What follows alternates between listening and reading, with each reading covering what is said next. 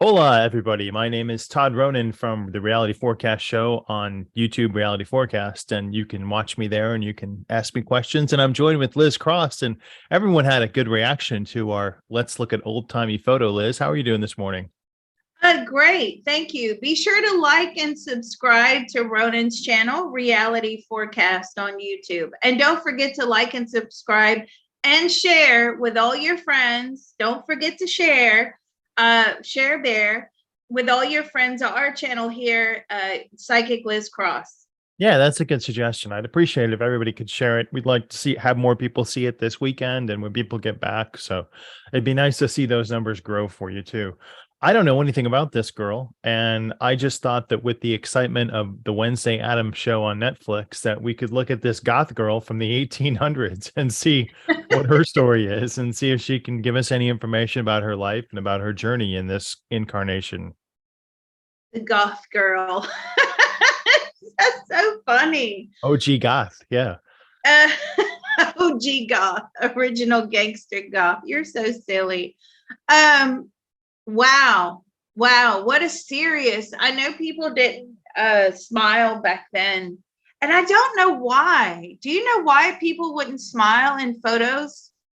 I don't know if they didn't think it was real or if they were just trying to be very serious. I think the camera took a long time in the old days to take a photograph, and so you didn't want to have a fake thing. So it was easier to maintain your composure and just be very, somber in that waiting like 30 seconds for him to take it or however long it took. Well, this girl has a very interesting personality. She's come forward now. And what would you like to know? What was she doing when she took this photo, and what was her life like? So she was actually quite young in this photo, even though she has sort of a hard look about her. She was about 16 years of age in this photo, maybe 17. She said life was hard. You didn't live that long. There were a lot of things going on in that lifetime, a lot of political upheavals as well, a lot of people trying to move away from religion. And she didn't like that, actually. She didn't like people going outside of the norm. Did she have religious background that she adhered to in her life? Yes, she was Baptist. And she took this photo. Can she tell us about this photo? Who took her here? What the situation was? So this was what her parents wanted to have done. They wanted to document, have some sort of photo documentation of her life. This was probably, because photographs were quite rare then, this was probably the one and only photograph that she had of her life. And it's funny that you found this photo, actually. Where did you find this? It's in some museum archive of different daguerreotypes from the era. Can she tell us what she felt? What did she do in her later life when she grew up? Does she present herself as she is now or as a young woman, adult woman? No, she had it quite difficult growing up. She basically was born to breed. She had many children later on in life. She was married to a very abusive husband who would smack her around and say that the Lord and God made him do it. She had a very difficult upbringing. They had a farm. They did have a little bit of money, or certainly her side of the family had some money. I feel like her father was a business owner, she's telling me. He was possibly a clock. What are those people called that make clocks and watches and gosh, I've forgotten. Clockman, I guess. Clockman, right. but he was like a clockmaker, not so much a watchmaker, but more of those big old wooden clocks. He was very gifted in that way. She liked that. She knew how to do that skill. But of course, it was very bad for a woman in those times to actually do anything like that. So she just had a very humdrum existence. It was ruled by fear. She always stuck to the norm. She was not confident at, being outlandish or being somebody of a different opinion. She kept her opinions to herself. She thought that was the best way to go along in life. She smoked. She did smoke tobacco later on in life when she had her kids and then her grandkids. Yeah. And she died of the lung disease. Did she find joy in having kids and grandkids? Yes and no. It was very difficult. She had a lot of children. So it was always, anybody with kids knows it's always drama and stress, right? There's always something. Somebody's always sick. Somebody's always needing something. It was very demanding. And she also had to work on her farm.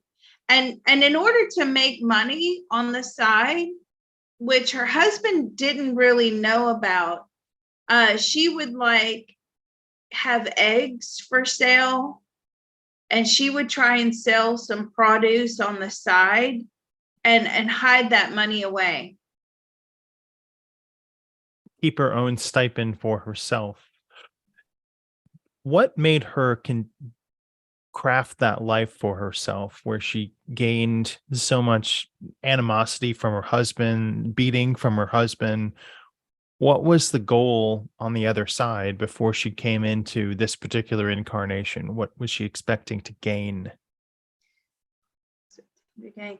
This is something she has problems with in many lifetimes. It's allowing her personality and her talents to shine. She really does not have any confidence in, or abilities to do that. So that is her personal soul struggle, in order to just because she's actually quite intelligent. She's very creative, but she doesn't allow herself to express that. And the only way you can really express that is through self-love. So that's a lesson that she has to learn. And I still feel as if she has to learn that lesson now. Is she incarnated now in our time? No, but she did reincarnate in World War II. It was cut quite short. Is the time on the other side the same passage of time as it is here, or is it completely different? There is no time on the other side. What's so interesting about her reincarnating during World War II? She was actually in Germany, and so she had a different life away from the U.S. and she knew deep down that the propaganda, the political statements that were being made in Hitler's Germany, right, were wrong, but she had no confidence to go against that. And so this is something she struggles with. It's like she's a sheeple, right? She just goes along with everything, not having the confidence within herself to think for herself. Just she's told what to do. So so that I had to go back to that because that's very important to her. That's what she wants to tell us. And she struggles with this. How does she suggest people can get their voice and be true to themselves in this incarnation? And what's her message that she now has as a platform to all those people? You really have to have confidence in your thinking, right?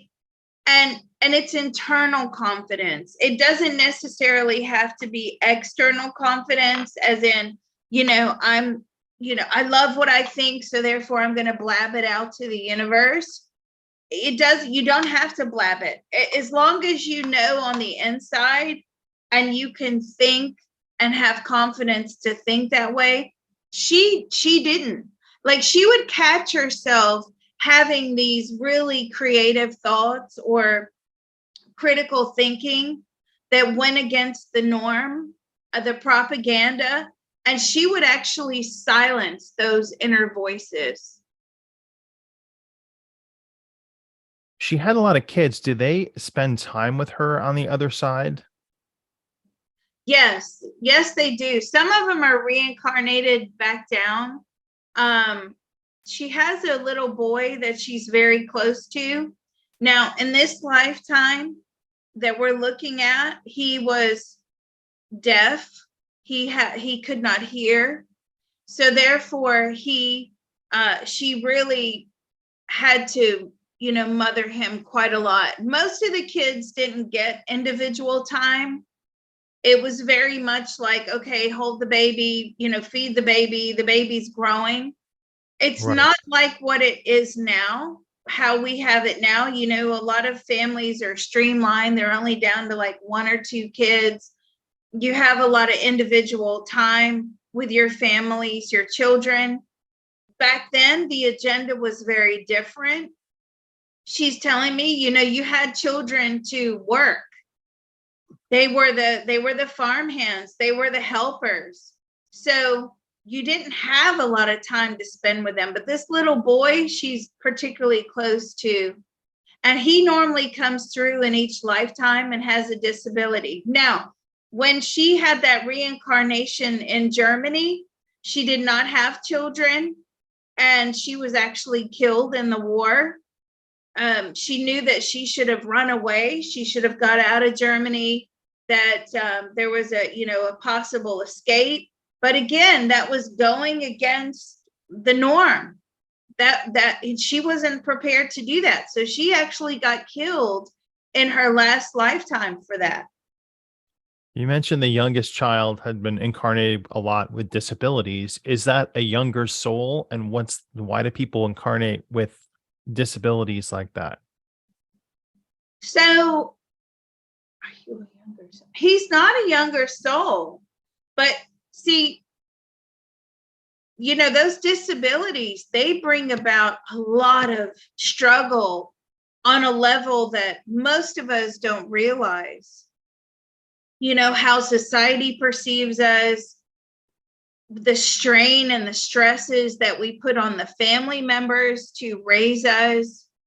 We're completely helpless. In that time, being deaf was huge. I mean, it's not as bad now because we found coping mechanisms, and we have gadgets and resources, closed captioning, things like that, Right.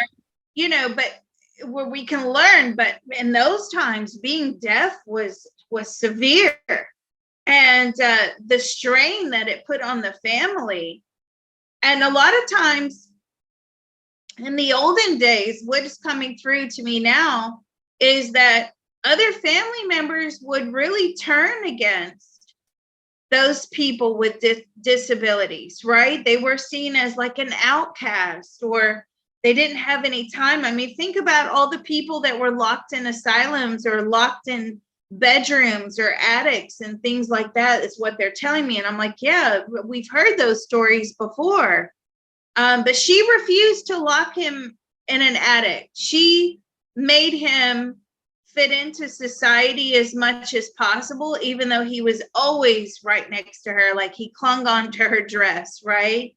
Mm-hmm. But she tried to give him a normal existence as much as possible, and made sure that he was well taken care of. He had skills, strength and farm skills. And she said we developed our own little type of sign language and communication tool. It wasn't official sign language. I don't know the birth. of the official sign language when that took place. That would be interesting. If anybody knows, drop it in the comments. But they had their own little sign language, and she, he couldn't go to school because he couldn't hear. There weren't special schools back then, so she really tried to teach him to read or write. The father really didn't care for him, just saw him as like a waste of space.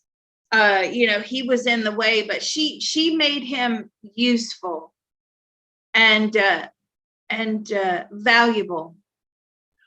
We applaud her as a mother in those troubling times, and we thank her for her spending time with us this morning. And Liz, thank you for bringing her in, and thank you everybody for listening. We appreciate it. Yeah, and if I may, she's telling me her name starts with the letter M, so it's possibly like Matilda, Maddie, something like that. An M name. So I guess we could just call her M, EM or M. But yeah, she had a real remarkable story, and I think that she will reincarnate again, and this child always reincarnates with her and the husband, and that's something that they struggle with, is the husband's acceptance of the disabled child. Thank you, Liz. Yeah, this was great. Thank you.